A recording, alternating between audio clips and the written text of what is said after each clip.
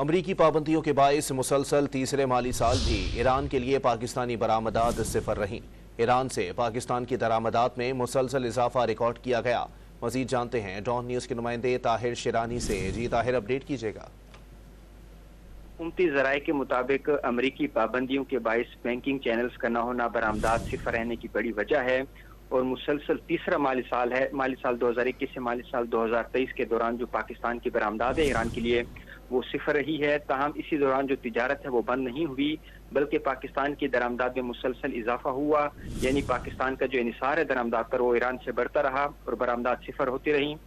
हालिया 3 साल के दौरान पाकिस्तान की ईरान से दरामदात 2 अरब 17 करोड़ डॉलर रही और माली साल 2020 में ईरान के लिए पाकिस्तानी बरामदात सिर्फ 10,000 डॉलर थी। जराये के मुताबिक माली साल 2021 में पाकिस्तान की ईरान से दरामदात 51 करोड़ 36 लाख डॉलर, माली साल 2022 में ईरान से दरामदात का हजम 77 करोड़ 38 लाख डॉलर और गुज़श्ता माली साल ईरान से दरामदात बढ़कर 88 करोड़ डॉलर्स पर पहुंच गई। जबकि माली साल 2019 में अगर हम देखें तो ईरान के लिए बरामदात का हजम 1 करोड़ 24 लाख डॉलर और माली साल 2018 में ईरान के लिए पाकिस्तानी बरामदात 2 करोड़ 29 लाख डॉलर थी। यानी माली साल 2020 के बाद से जो पाकिस्तान की बरामदात है ईरान के लिए वो सिफर रिकॉर्ड की गई है। बहुत शुक्रिया ताहिर शिरानी अपडेट करने के लिए।